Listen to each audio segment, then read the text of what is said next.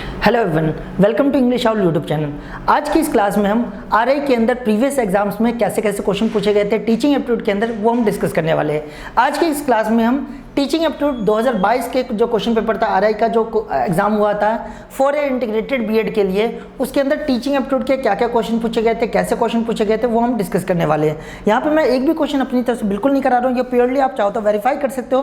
2022 का जो question paper था उसको हम प्रैक्टिस करने जा रहे हैं। आपको पता ही होगा आरआई के अंदर जो आपका जो एग्ज़ाम होता है टीचिंग के अलग अलग कोर्सेज के लिए, उसमें जो लेवल 1, लेवल 2, लेवल 3 करके एग्जाम होता है। देखो सबका पैटर्न सेम है, सब में 80 क्वेश्चन पूछे जाते हैं, चाहे आप फॉर इंटीग्रेटेड बीएड के लिए अप्लाई करो, चाहे आप जनरल बीएड के लिए करो, एमएड के लिए, सबके लिए क्या होता है, पैटर्न सेम है कि 80 क्वेश्चन पूछे जाते हैं, जिसमें ऐसे आपको पता ही होगा 20 क्वेश्चन जो होते हैं लैंग्वेज के होते हैं, इंग्लिश के होते हैं, देन 30 क्वेश्चन जो आपको होते हैं टीचिंग एप्टीट्यूड के होते हैं, और 30 क्वेश्चन जो है आपके लॉजिकल रीजनिंग के होते हैं। तो 20 क्वेश्चन लैंग्वेज के, 30 क्वेश्चन टीचिंग एप्टीट्यूड के, और 30 क्वेश्चन आपके रीजनिंग के क्वेश्चन हो गए। टीचिंग एप्टीट्यूड और रीजनिंग, इन सबको अगर सबको मिलाया जाए तो कुल मिला के 80 क्वेश्चन आपके बनते हैं।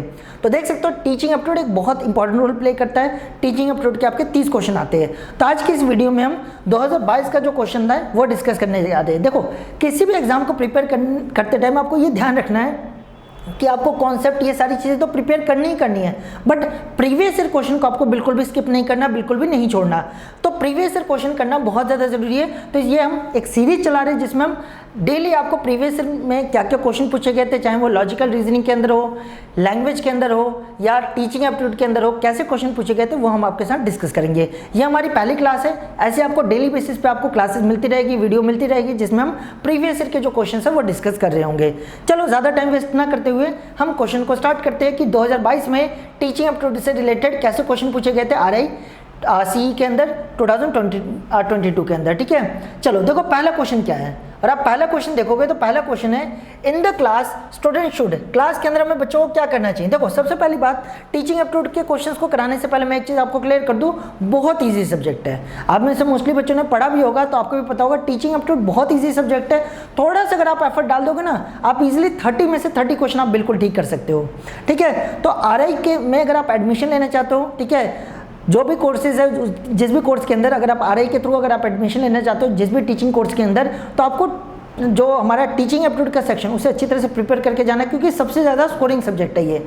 तो जैसे कि आप पहला क्वेश्चन देख सकते हो, क्लास के अंदर स्टूडेंट को हमें क्या करना चाहिए, be stopped to ask question, question पूछने से रोकना चाहिए, या सेकंड ऑप्शन है be discourage to ask question, उन्हें क्वेश्चन पूछने से डिस्करेज करना चाहिए, मना करना चाहिए क्वेश्चन को पूछने से, या थर्ड ऑप्शन है be motivate to ask question, या बच्चों को मोटिवेट करना चाहिए क्वेश्चन पूछने के लिए, या फोर्थ ऑप्शन है not be allowed to ask question, या उन्हें क्वेश्चन पूछना अलाउ नहीं करना चाहिए। तो बिल्कुल आप में से जो भी बच्चे वीडियो को देख रहे होंगे उन्हें मेरे ख्याल से जो आंसर है वो क्लिक कर चुका होगा, उन्हें आंसर पता चल चुका होगा कि एज अ टीचर हमें क्लास के अंदर बच्चों को मोटिवेट करना चाहिए ताकि वो क्वेश्चन ज़्यादा से ज़्यादा पूछे। तो जो फर्स्ट क्वेश्चन है उसका करेक्ट आंसर क्या है, थर्ड है। देखो जैसे कि अभी आपने क्वेश्चन देखा, फर्स्ट क्वेश्चन का कितना इजी क्वेश्चन था, ऐसे बाकी सारे भी क्वेश्चन बहुत इजी हैं। आगे बढ़ने से पहले मैं एक चीज़ आपको बता दूं, देखो आरआई आपको पता ही होगा प्रीमियम इंस्टीट्यूट है, बेस्ट इंस्टीट्यूट माना जाता है। अगर आप इंडिया के अंदर टीचिंग की फील्ड में अपना कोर्स, अपना करियर बनाना चाहते हो, टीचिंग से रिलेटेड कोई भी कोर्स करना चाहते हो, चाहे वो फॉर इंटीग्रेटेड बीएड हो या 2 साल का बीएड हो या एमएड हो, कोई भी कोर्स करना चाहते हो, तो आरआई जो है सबसे बेस्ट ऑप्शन माना जाता है इंडिया के अंदर। सबसे प्रीमियम इंस्टीट्यूट है जो कि आपको टीचिंग से रिलेटेड अलग अलग कोर्सेज प्रोवाइड करती है। देखो इसके अंदर कॉम्पिटिशन कम नहीं होता, बहुत ज़्यादा कॉम्पिटिशन होता है। तो अगर आप चाहते हो कि आपका सिलेक्शन हो जाए तो आप हमारा जो पेड कोर्स है वो भी आप ज्वाइन कर सकते हो। हमने सभी लॉजिकल रीजनिंग के ऊपर, लैंग्वेज के ऊपर, जो हमारा टीचिंग एप्टीट्यूड का सेक्शन उसके ऊपर पूरा कॉन्सेप्ट को डिटेल में समझा रखा है। उसके ऊपर जैसे जैसे क्वेश्चन पूछे जा सकते हैं उन्हें अच्छी तरह से हमने क्लास के अंदर डिस्कस कर रखा है। तो आप चाहो तो हमारे जो पेड कोर्स है वो बाय कर सकते हो। इसके लिए आपको कुछ नहीं करना, हमारे जो आप गूगल प्ले स्टोर पे अगर आप जाओगे तो हमारा ऐप मिल जाएगा ACE, ठीक है, हमारा ऐप मिल जाएगा। आपको सिंपली उस ऐप को डाउनलोड कर लेना है। लॉगिन करने के बाद आप उसमें देखोगे तो आपको आरआई का पूरा कोर्स वहाँ पे मिल जाएगा, जिसकी जो कॉस्टिंग है, जो प्राइस है, बहुत ही रीजनेबल रखी गई। उसके अंदर जो आपको कंटेंट प्रोवाइड किया जा रहा है, जो क्वालिटी प्रोवाइड की जा रही है, उसके कंपैरिजन में उसका प्राइस कुछ भी नहीं है, बहुत ही कम प्राइस है। आपको इसके अंदर प्रीवियस क्वेश्चंस भी मिल जाएंगे, बहुत सारे मॉक टेस्ट मिल जाएंगे जिसके आप प्रिपरेशन कर सकते हो। इसके अलावा आपको जो अलग अलग जो चीज़ें हैं, जैसे लॉजिकल रीजनिंग के सारे कॉन्सेप्ट आपको कराए जाएंगे, टीचिंग एप्टीट्यूड के सारे कॉन्सेप्ट कराए जाएंगे, ठीक है, लैंग्वेज के सारे कॉन्सेप्ट कराए जाएंगे, तो हर एक चीज़ आपको क्लास के अंदर करवाई जाएगी। तो अगर आप कोर्स परचेज कर लोगे तो आप एक शॉर्ट कर सकते हो कि आपका सिलेक्शन हो जाएगा, आपका इजीली एडमिशन हो जाएगा आरआई के अंदर, जिस भी आरआई में आप एडमिशन लेना चाहते हो तो, ठीक है। तो आपको हमारा ऐप जरूर डाउनलोड करके एक बार चेक करना जरूर चाहिए। चलो सेकंड क्वेश्चन पे आते हैं। The maximum participation of student in teaching learning process is through. अगर हमें बच्चों का टीचिंग लर्निंग के प्रोसेस में अगर उनकी पार्टिसिपेशन को बढ़ाना है तो सबसे अच्छा मेथड कौन सा माना जाता है? ऑप्शन हमारा सेमिनार मेथड, सेकंड है लेक्चर मेथड, थर्ड है डिस्कशन मेथड। और यहाँ पे आपको ऑप्शन दे रखा है कि फर्स्ट ऑप्शन ओनली थर्ड, या सेकंड ऑप्शन है फर्स्ट एंड थर्ड, ठीक है, या थर्ड ऑप्शन है सेकंड एंड थर्ड, और लास्ट ऑप्शन है ओनली फर्स्ट। देखो ये मैंने क्लास के अंदर भी कराया, मैं टीचिंग एप्टीट्यूड पढ़ाता भी हूँ, आप कोर्स भी बाय करोगे तो वहाँ पे मेरा पूरा प्लेलिस्ट मिल जाएगा जहाँ पे मैंने पूरा टीचिंग एप्टीट्यूड के सारे कॉन्सेप्ट को समझा रखा है। तो उसके अंदर मैंने ये डिटेल में इन सभी के बारे में बताया था कि सेमिनार मेथड क्या होता है, लेक्चर मेथड क्या होता है, डिस्कशन मेथड क्या होता है। तो सिंपल सी बात है, अगर आप बच्चों की पार्टिसिपेशन को बढ़ाना चाहते हो तो सबसे अच्छा जो मेथड माना जाता है वो सेमिनार मेथड और डिस्कशन मेथड माना जाता है, ठीक है। सेमिनार मेथड में बेसिकली क्या होता है, स्टूडेंट जो है सबके सामने अपनी व्यू पॉइंट, अपने आइडियाज़, अलग अलग जो चीज़ें वो रखते हैं, जो भी कॉन्सेप्ट है उसे अपने वर्ड्स में समझाने की कोशिश करते हैं। डिस्कशन मेथड में भी क्या है, सारे बच्चे मिल करके उस टॉपिक के ऊपर डिस्कशन करते हैं, इससे क्या है बच्चों का पार्टिसिपेशन ज़्यादा से ज़्यादा बढ़ता है। लेक्चर मेथड में नहीं बढ़ता। लेक्चर मेथड में क्या होता है, टीचर जस्ट लेक्चर दे रहा होता है, वहाँ पर बच्चों का पार्टिसिपेशन बहुत कम होता है या ना के बराबर होता है। इसलिए अगर बच्चों का पार्टिसिपेशन बढ़ाना है तो सबसे अच्छा मेथड कौन सा है, सेमिनार मेथड और डिस्कशन मेथड। इसलिए फर्स्ट और थर्ड इसका करेक्ट आंसर है। तो फर्स्ट और थर्ड कहाँ पे ऑप्शन है, फर्स्ट और थर्ड, ये सेकंड ऑप्शन में है, ठीक है। तो जो सेकंड क्वेश्चन उसका करेक्ट आंसर सेकंड ऑप्शन होगा, ठीक है। चलो थर्ड क्वेश्चन पे आते हैं। Which of the following develop the national curriculum framework for school education, ठीक है। स्कूल एजुकेशन के लिए जो नेशनल करिकुलम डेवलप किया जाता है, फ्रेमवर्क किया जाता है, बनाया जाता है। करिकुलम बेसिकली क्या होता है, आप समझने के लिए, खैर सिलेबस ही नहीं होता, फिर मैं आपको जस्ट सिंप्लीफाई वे में बता रहा हूँ। करिकुलम मतलब सिलेबस आप कह सकते हो, बाकी करिकुलम एक बहुत ही ब्रॉडर कॉन्सेप्ट है, बहुत ही ब्रॉडर टर्म है जिसमें बहुत सारी चीज़ें आ जाती है, ठीक है। फिलहाल मोटे तौर पर हम समझने के लिए मान लेते हैं कि सिलेबस जो है नेशनल लेवल का वो कौन बनाता है। तो ध्यान रखना, हमारे देश में सिलेबस बनाने की जो जिम्मेदारी वो किसके पास है, एनसीईआरटी के पास है, national council of education, educational research and training, ठीक है, एनसीईआरटी, ठीक है, national council for educational research and training, ठीक है, एनसीईआरटी इसका करेक्ट आंसर है। तो जो थर्ड है उसका करेक्ट आंसर क्या हो जाएगा, थर्ड हो जाएगा, ठीक है। क्लियर है। देखो ये मैं आपको 2022 में जो क्वेश्चन आए हुए टीचिंग एप्टीट्यूड के अंदर वो करा रहा हूँ, ठीक है। तो ध्यान समझो, ऐसे ही क्वेश्चन आपको ये 2024 में जो एग्जाम होने वाला है वैसे ही क्वेश्चन आपको मिलने वाले हैं, क्वेश्चन में कोई चेंज नहीं आने वाला है। तो बहुत इंपॉर्टेंट है, ध्यान समझो इन सभी क्वेश्चन को। चलो अगला क्वेश्चन है, द सर्व शिक्षा अभियान, ठीक है, is a flagship programme for children to get universal dash, ठीक है। तो क्वेश्चन है, सर्व शिक्षा अभियान जो बनाया गया है वो फ्लैगशिप प्रोग्राम है जो कि क्या देता है, सेकेंडरी एजुकेशन के लिए कराया गया है, एलिमेंट्री एजुकेशन के लिए किया गया है, हायर एजुकेशन के लिए किया गया है, या हायर सेकेंडरी एजुकेशन के लिए किया गया है। बताओ सारे बच्चे क्या इसका आंसर होना चाहिए, खुद से भी एक बार कमेंट करके देखो, आपको पता चलेगा कि आप सब सही आंसर कर पा रहे हो या नहीं। सभी बच्चे कोशिश क्या करो, मैं जैसे क्लास ऑब्वियस बात है रिकॉर्डेड लेक्चर है, आप बाद में इसे देख रहे होगे, ठीक है, बट जैसे जैसे आप इसे अटेम्प्ट करने की कोशिश करो आपका ही फायदा होगा, ठीक है। तो देखो सबसे पहली बात करें तो आपको पता ही होगा सर्व शिक्षा अभियान जो है छोटे बच्चों की कंपल्सरी एजुकेशन मिले उसके लिए किया गया था, ठीक है। 14 साल से कम उम्र के बच्चों को कंपल्सरी एजुकेशन देने के लिए लॉन्च किया गया था। तो ये छोटे बच्चों की एजुकेशन की बात कर रहा है, इसलिए यहाँ पे प्राइमरी एजुकेशन या एलिमेंट्री एजुकेशन जो भी आपको ऑप्शन में दिखे वो इसका करेक्ट आंसर होगा। यहाँ प्राइमरी एजुकेशन तो ऑप्शन में दे ही नहीं रखा, इसलिए आंसर क्या होगा, एलिमेंट्री एजुकेशन इसका करेक्ट आंसर होगा, ठीक है। तो जो हमारा फोर्थ क्वेश्चन है उसका करेक्ट आंसर सेकेंड होगा, एलिमेंट्री एजुकेशन। चलो फिफ्थ क्वेश्चन पे आते हैं। A child is less likely to participate in group activity due to, एक बच्चा जो है ग्रुप एक्टिविटी में उतना ज़्यादा पार्टिसिपेट नहीं करता, कम पार्टिसिपेट करता है, क्यों, ड्यू टू, किसकी वजह से कम पार्टिसिपेट करता है। सबसे पहला हमें दे रखा है lack of social adjustment, socially वो एडजस्ट नहीं कर पाता इस वजह से, या lack of emotional adjustment, emotionally वो एडजस्ट नहीं कर पाता इसलिए, या लैक ऑफ एजुकेशनल एडजस्टमेंट, या एजुकेशन में एजुकेशनल जो इंस्टीट्यूशन है या एजुकेशन का जो लेवल है उसमें एडजस्ट नहीं कर पाता इस वजह से।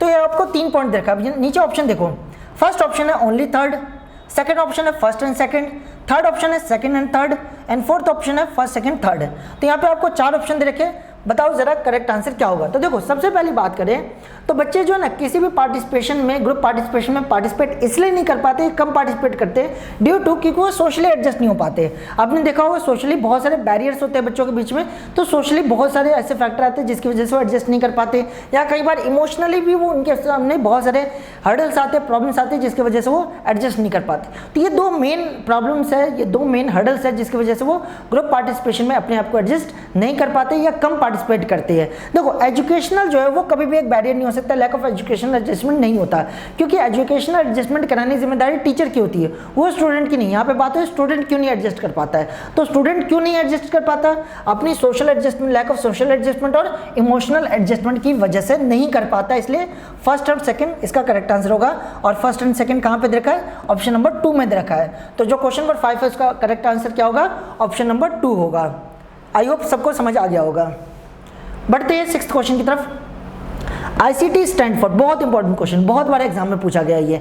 ICT की फुल फॉर्म आपसे पूछ रहा है, तो सिंपल से ICT की फुल फॉर्म क्या होती है, इन्फॉर्मेशन एंड कम्युनिकेशन टेक्नोलॉजी, ठीक है। तो इसका करेक्ट आंसर क्या हो जाएगा, सेकंड हो जाएगा। ICT की फुल फॉर्म क्या है, इन्फॉर्मेशन एंड कम्युनिकेशन टेक्नोलॉजी, ठीक है। तो 6th का करेक्ट आंसर सेकंड है, ठीक है। आई होप आप सबको समझ आ गया होगा, ठीक है। आगे बढ़ते हैं। अगला देखो 7th question, meaningful learning process does not include. जो मीनिंगफुल लर्निंग प्रोसेस है उसमें क्या चीज़ नहीं होती है, ठीक है।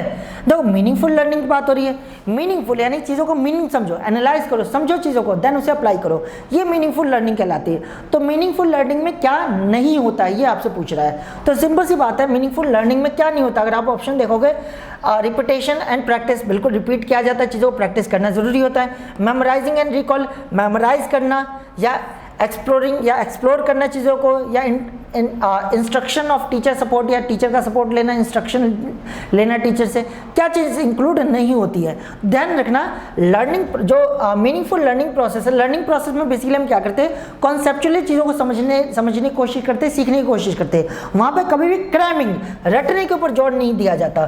तो मेमोराइजेशन एंड रिकॉल इसका करेक्ट आंसर होगा। कभी भी रटने के ऊपर, मेमोराइज करने के ऊपर, क्रैम करने के ऊपर फोकस नहीं किया जाता है। तो जो हमारा 7th क्वेश्चन है उसका करेक्ट आंसर सेकंड होगा, मेमोराइजिंग एंड रिकॉल, ठीक है।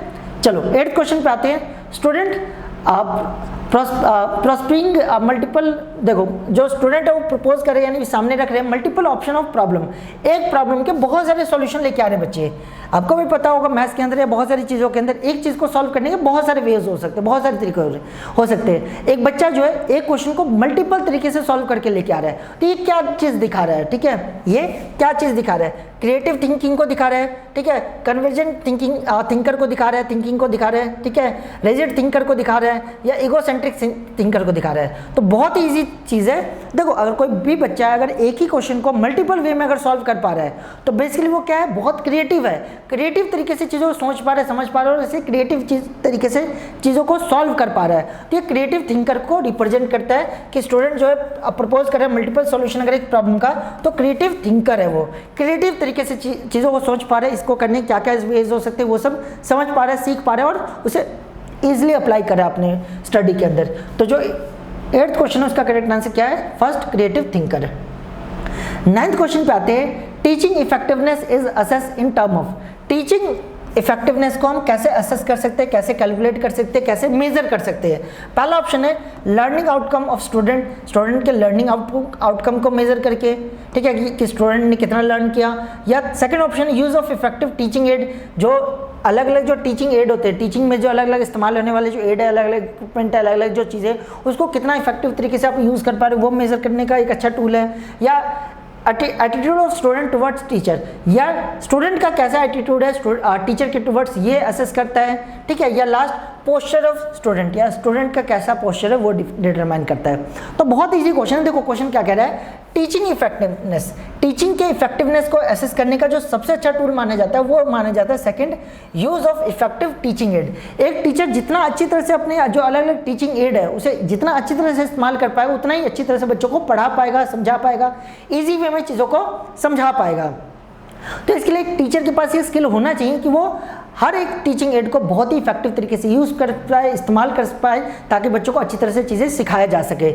इसलिए जो 9th क्वेश्चन है उसका करेक्ट आंसर सेकंड होगा, use of effective teaching add. आते हैं 10th क्वेश्चन की तरफ। The chairperson of national education policy 2020। आपको पता ही होगा 2020 में नेशनल एजुकेशन पॉलिसी बनाई गई थी, ठीक है। तो जब नेशनल एजुकेशन पॉलिसी 2020 में जब बनाई गई थी, उसके चेयरपर्सन कौन थे, चेयरमैन कौन थे, ये क्वेश्चन पूछ रहा है। बहुत इंपॉर्टेंट क्वेश्चन है, कई बार एग्जाम में आया हुआ है और फ्यूचर में भी आ सकता है। तो ध्यान रखना, जो चेयरपर्सन थे नेशनल एजुकेशन पॉलिसी 2020 के, तो वो ध्यान रखना कृष्ण स्वामी कस्तूरी रंजन जी थे, ठीक है। तो कस्तूरी रंजन जी इसका करेक्ट आंसर है, ठीक है। तो जो 10th क्वेश्चन है उसका करेक्ट आंसर क्या है, फर्स्ट कृष्ण स्वामी कस्तूरी रंजन जी, ठीक है। तो आई होप आपको ये 10 क्वेश्चन समझ आ गए होंगे। डेली मैं आपको क्लासेस प्रोवाइड करूंगा, ऐसी आपको क्लासेस मिलती रहेगी जिसमें मैं आपको टीचिंग एप्टीट्यूड के जो प्रीवियस एग्जाम में क्वेश्चन पूछे गए थे 2022 के अंदर, 23 के अंदर, या उससे प्रीवियस एग्जाम्स में, वो सब डिस्कस करूंगा। अभी मैंने आपके साथ टीचिंग एप्टीट्यूड के 10 क्वेश्चन जो है वो डिस्कस किए कि टीचिंग एप्टीट्यूड के कैसे क्वेश्चन पूछे गए थे 2022 के एग्जाम में। आई होप आपको ये क्लासेस, ये सारे क्वेश्चन जो है समझ आए होंगे, और भी बहुत सारे क्वेश्चन हम नेक्स्ट क्लास में डिस्कस करेंगे, ठीक है। तो आज की क्लास को हम यहीं पे वाइंड अप करते हैं, इसके आगे हम नेक्स्ट क्लास में डिस्कस करेंगे। आई होप आपको ये क्लास अच्छी लगी होगी, क्वेश्चन सारे समझ आ गए होंगे। तो आपको क्लास अच्छी लगी हो तो प्लीज़ लाइक कर दीजिए, और ऐसी इन्फॉर्मेटिव वीडियो के लिए, क्लासेस के लिए आप हमारे चैनल को सब्सक्राइब कर सकते हो। Thank you.